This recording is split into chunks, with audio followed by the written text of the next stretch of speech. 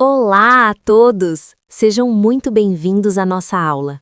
Hoje vamos abordar um tema de extrema importância que pode literalmente fazer a diferença entre a vida e a morte: como controlar um sangramento grave. Este curso, intitulado Você no Controle, é um guia passo a passo para capacitar cada um de vocês a agir com confiança e eficácia em uma emergência. Saber o que fazer em momentos críticos não é apenas uma habilidade valiosa, é uma responsabilidade cívica. Vamos mergulhar fundo e aprender as técnicas que podem salvar uma vida. Antes de qualquer ação, temos uma regra de ouro fundamental: proteja-se primeiro. Lembrem-se, um socorrista ferido não pode ajudar ninguém. Sua segurança é a prioridade número 1. Para garantir isso, há 3 pontos cruciais. Primeiro, sempre que possível, use luvas. Luvas de látex, nitrilo ou até mesmo um saco plástico ou várias camadas de pano grosso podem servir como barreira. Segundo, a higiene é crucial. Lave bem as mãos com água e sabão antes e principalmente depois de qualquer atendimento. E terceiro, e não menos importante, avalie a cena. Verifique se o local é seguro, procure por perigos como tráfego, fogo, fios elétricos ou outros riscos antes mesmo de se aproximar da vítima. Sua segurança garante a capacidade de ajudar. Com a sua segurança garantida, a próxima etapa é entender a ordem de prioridade na sua atenção. Em uma emergência, o tempo é um fator crítico, e saber o que fazer primeiro é vital. Como vocês podem ver nesta pirâmide invertida, a sua única prioridade inicial e esmagadora é controlar o sangramento grave. Ferimentos menores, arranhões ou cortes leves vêm em segundo lugar, e outras preocupações, por mais importantes que sejam, ficam em terceiro. A mensagem principal aqui é clara e inegociável. Nunca, em hipótese alguma, deixe uma pessoa com sangramento intenso para cuidar de um ferimento leve. O sangramento grave é a ameaça imediata à vida. Agora que entendemos a importância de priorizar o sangramento grave, vamos detalhar a escala de ação, seu plano em 4 passos. Pensem nisso como uma escada. Você só avança para o próximo degrau se o anterior não for suficiente para controlar o sangramento. Começaremos sempre pelo passo 1, a pressão direta. Este é o nosso principal recurso, e vejam só, ele sozinho resolve cerca de 90% dos casos. Se a pressão direta não for suficiente, passamos para o passo 2, elevação. Em seguida, se ainda houver sangramento, o passo 3, pontos de pressão. E como último recurso, o passo 4, o torniquete. É fundamental seguir essa sequência lógica, começando sempre pelo mais simples e eficaz. Vamos iniciar com o passo 1, a ferramenta principal, pressão direta. Como mencionei, esta técnica é incrivelmente eficaz, resolvendo 9 em cada 10 casos de sangramento grave. É a técnica que você mais provavelmente precisará e, portanto, é essencial dominá-la. O guia rápido é simples. Primeiro, exponha o ferimento. Afaste ou corte a roupa para ver exatamente de onde o sangue está vindo. Segundo, cubra o ferimento com um pano limpo. Pode ser gaze, uma toalha limpa, um pedaço de camisa, o que estiver disponível. E terceiro, e mais importante, pressione com firmeza. Use a palma da sua mão para aplicar pressão constante e forte diretamente sobre o pano.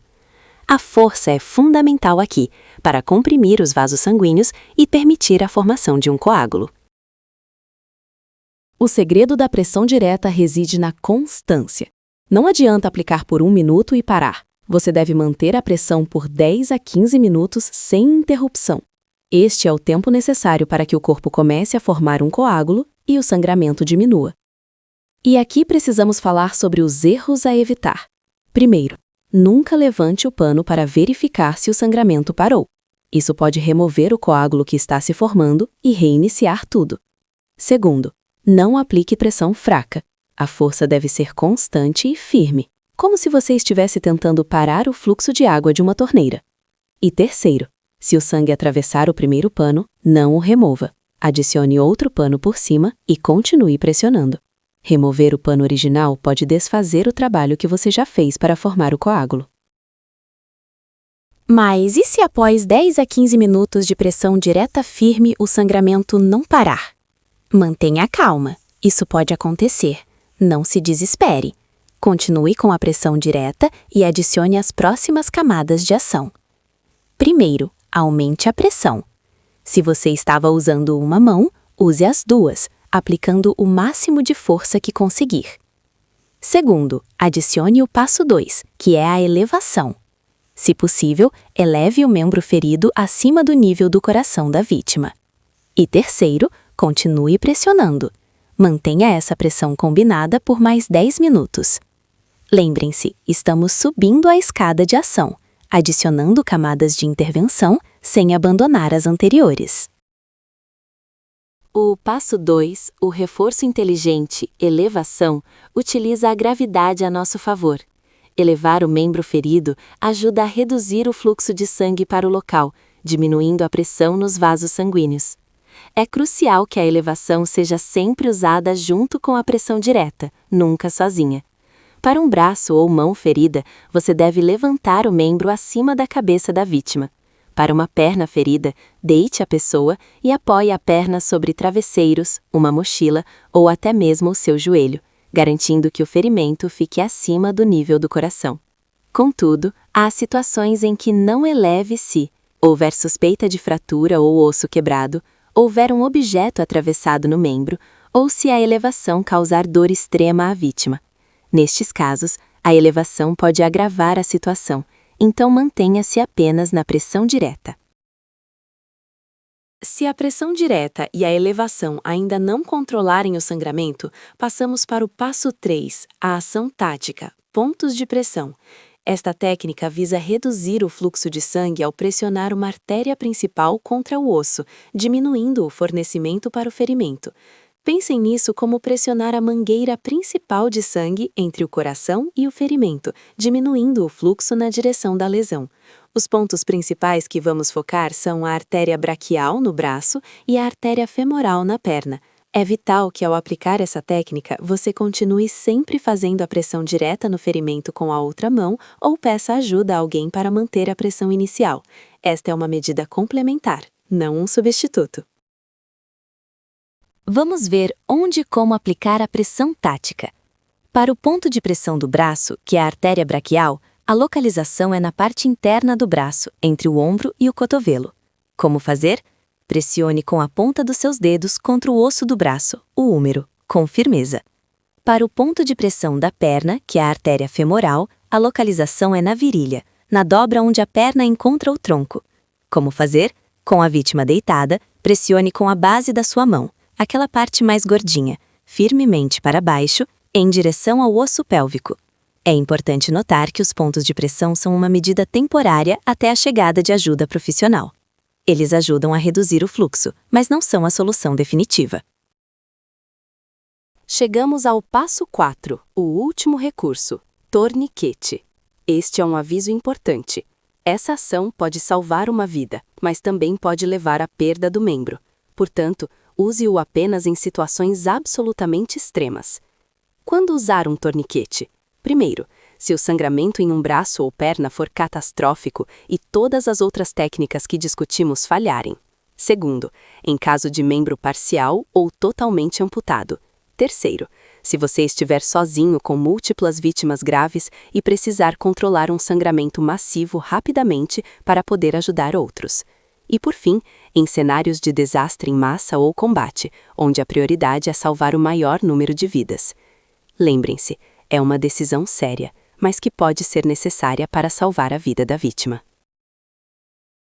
Agora, vamos aprender como aplicar um torniquete improvisado. É crucial usar os materiais corretos e evitar os errados. Para usar, prefira uma faixa larga de pano, com no mínimo 5 centímetros, um cinto ou uma gravata. Nunca use fio, arame ou corda fina, pois eles podem cortar a pele e os músculos, causando mais dano. O processo é de 7 passos. 1. Posicione a faixa de 5 a 7 centímetros acima do ferimento, entre a ferida e o coração.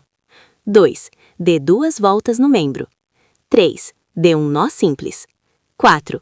Coloque um bastão como um graveto resistente ou uma caneta forte sobre o nó.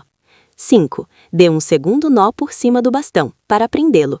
6. Gire o bastão como uma chave de fenda até que o sangramento pare completamente. E 7. Prenda o bastão para que ele não desenrole. É um processo que exige firmeza e atenção. A regra de ouro do torniquete é simples, mas absolutamente crítica. Anote a hora. Use uma caneta ou marcador e escreva a letra T seguida da hora exata da aplicação, por exemplo, T 14h30. Faça isso na testa da vítima ou no próprio torniquete, em um local visível. Por que isso é tão importante? Porque a equipe de emergência precisa saber exatamente há quanto tempo o torniquete está aplicado. Essa informação é vital para o tratamento subsequente da vítima e para a tentativa de salvar o membro. Não se esqueça de informar a equipe médica assim que eles chegarem. Com o torniquete aplicado, há regras críticas a serem seguidas. No lado do fazer, primeiro, deixe o torniquete visível. Não o cubra com roupas ou cobertores para que a equipe médica possa identificá-lo rapidamente. Segundo, se o primeiro torniquete não parar o sangramento, aplique um segundo torniquete logo acima do primeiro. E terceiro, informe a equipe médica imediatamente sobre a presença e a hora exata da aplicação do torniquete. No lado do não fazer, nunca afrouxe ou remova um torniquete depois de aplicado. Uma vez que o torniquete está no lugar, apenas um profissional de saúde qualificado pode fazer isso, e geralmente em um ambiente hospitalar, devido aos riscos associados à sua remoção. Chegamos ao final da nossa aula, e aqui temos sua escala de ação, o resumo para salvar uma vida. Começamos pela base, segurança primeiro. Com sua segurança garantida, passamos para o passo 1, pressão direta, mantendo por 10 a 15 minutos. Se o sangramento não parou, adicionamos o passo 2, elevação. Se ainda estiver sangrando, incorporamos o passo 3, ponto de pressão. E em caso de sangramento extremo, como último recurso, aplicamos o torniquete e anotamos a hora. Esta sequência lógica e progressiva é a chave para o sucesso. Agora você está preparado para agir. Haja com confiança, mas lembre-se sempre de ligar para a emergência o mais rápido possível. Seu papel é estabilizar e manter a vítima até a chegada da ajuda profissional. Muito obrigada pela atenção.